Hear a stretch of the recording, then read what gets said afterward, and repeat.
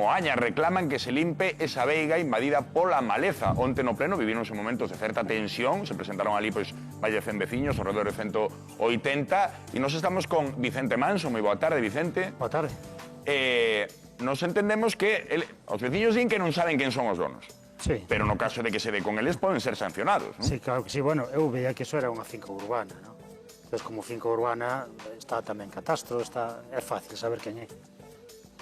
Cando tú queres saber quen é unha finca, entras dentro, poste a desbrozala e xa verás que rápido sale o dono. Aparece. Pero eso non se pode facer. Non, pero se non che queda máis remedio, a veces hai que facelo. Entendo. Pero que si se pode facer é actuar e pasarlle a factura. Sí, bueno, é eso dicir, sería solucionar o problema. É que ese é un problema xeralizado en Galicia, é dicir, cando temos unha propiedade, temos que ser consecuente e temos unha responsabilidade civil desa propiedade. É dicir, a nosa propiedade non pode causar daños sobre outra propiedade. Pero moitas veces os concellos ou administracións agardan a que sexan os veciños os que presenten a denuncia. Os que presenten a denuncia. E claro, denunciar a un veciño tampouco é fácil. Non. Nin habitual. Non, nin habitual. Pero cando pasa un caso como este, o normal será que a administración local, neste caso, actúe. Tome consideración e actúe, claro que sí. Sobre todo cando hai un risco. Hai un risco desde o punto de vista dos incendios, hai un risco, pois, o que falaban da bichería, de alimañas... Falaba esta veciña do Loureiro, que decía que é unha das especies que máis arde, é certo? Sí, o arde ben, sí, arde bastante. E depois hai tamén daños sobre as propias estructuras. Falaba do tellado tamén, que yo estaba estropeando. É dicir, sí é certo que cando tú... E tamén falamos tamén de precio do valor da túa propiedade. Cando tes unha propiedade que está curiosa, que desde o punto de vista da paisaxe está cuidadiña, e tes outro lado que está abandonada, en certa medida de precio o valor da túa. Home, claro. Falamos moito estes días dos desbroces das fincas, porque o venres pasado, se non recordo mal, era cando remataba ese límite, a partir do venres pasado xa poden ser sancionados aos donos de fincas en desbrozar, e vemos titulares como este, que en Vilamartín de Valdeorras precisa que rocen preto de 5.000 veigas, é moito traballo. Sí, é moito traballo, sí. Ten conta que os núcleos rurales teñen que ter un perímetro limpo. Hai moito minifundismo, hai moito absentismo dentro dos pueblos. Moitas veces o que dicíamos, non sabemos quen é o propietario. Claro. E ese minifundismo trae consigo de que haxa que rozalo a man. Vale? É un traballo manual, non pode entrar un tractor, porque hai valados, porque hai muros, hai sebes. Entón, todo ese traballo manual non cabe duda que ralentiza ese traballo. E falamos de 50 metros, eu aumentaría aínda máis. De 50 metros non é nada. Se chega un lume forestal a 50 metros das casas e cuidado, eu ainda aumentaría as franxas de seguridade incluso o doble, a 100 metros. Digo eu que aí sí que temos xa outro problema engadido, porque claro, se hai que actuar en zona urbana, é o que distí, é bastante fácil localizar o propietario. Agora, no monte, onde están as fincas cando hai propietarios que, como neste caso, vemos 5.000, bueno, 1.000 e pico, 300 fincas, 200, como facemos para manter limpo todo iso? É complicado, é complicado. A non ser que recurramos a unha ferramenta que traes hoxe, non? Sí, bueno... Calé, unha rozadoira teledirixida. A rozadoira teledirixida, bueno, aí estamos vendo, non? Estamos la vendo en acción. Estamos la vendo en acción, sí. Pódese dirixir dende a casa, dende a cama? Non, dende a cama non. Aí está o operario co seu mandiño a distancia. É unha máquina que soluciona moitos problemas a hora de traballar en zonas de pendiente, en valados, en taludes, en zonas perigosas, non?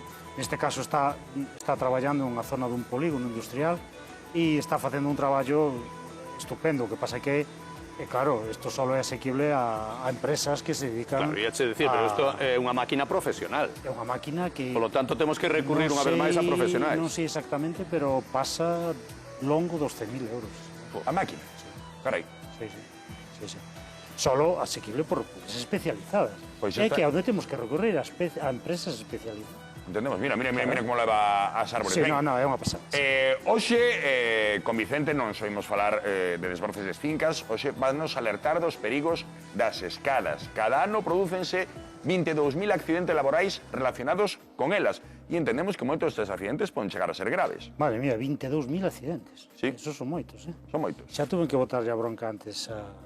Sí, vino, xa lle botou a bronca a Marcial. A Marcial, sí, xa estaba lá arriba. Eu xa cheguei a lá arriba, estaba ben, estaba a gusto. A ver, déxame achegar aquí esta escada, porque estou vendo que hai escadas de moitos tipos. A escalera de man é o equipo de traballo que máis accidentes produce no mundo agrario e no mundo rural.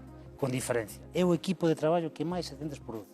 Máximo cando empregamos casi sempre cunha ferramenta na man. Moitas veces estamos falando de subirnos a podar cunha motoserra, vale? Porque subimos aí a unha man e depois estamos aí, desde o momento en que o punto de gravedade sale fora da escaleira, nos cae. É curioso, hai moitos tipos de escaleiras. Esta é unha escaleira chamada de tixeira, de madeira. As escaleiras de madeira non Vulgarmente chamada de tixeira. De pintor. Sí. Que ocorre? Que estas escaleiras de madeira, unha das cousas que non debemos facer é pintala. Debemos barnizala, porque se a pintamos non vemos posibles daños que podamos ter nos peldaños e poden romper.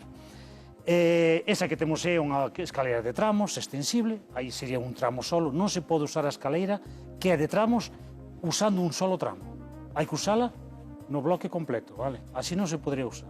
Así está mal. Está mal, sí. Habría que usala con todos os tramos. Esta é unha escaleira chamada de rótula, extensible, vale? Que, bueno, é fácil de... Ven para aquí, que a vemos. Sí, é fácil de... Digamos, é fácil de guardar no galpón, vale? Cerrámola e depois... Extensible, se abre aquí. Leva unha rótula, entonces isto é extensible. E é curioso como a escaleira mellor de todas, para o mundo agrario, para o mundo rural, é unha escaleira chamada trípode. Así? Que ten 2 pés e aquí non ten un pincho. Non sei se o... No, pero de contado vemos Chámase cal é a mellor escaleira que podemos empregar, trípode. ou a máis segura, porque nos A minutos... min que sempre me dixeron que a mellor escaleira era a que non se usa. que non se usa, eso por suposto. Esa é a mellor de todas. Entonces, para podar as túas, o teu seto, que dixeches que xa levaba 2 metros de altura, esa escaleira trípode, como deste lado solo leva un pincho, a podes meter dentro do seto. Entón estás traballando cerquiña do seto. E depois hai outras escaleiras que se poden equilibrar aquí nas patas, vale? E incluso esa mesma de trípode hai unhas que levan un pequeniño pasamanos para ir subindo por a escalera. Vale. Pois nuns minutos Logo falaremos da Vicente que os non a escadas. teñen nas tenis. Como traballar con elas con seguridade. Calquera dúbida, pois aí están os teléfonos e aquí temos o noso experto Vicente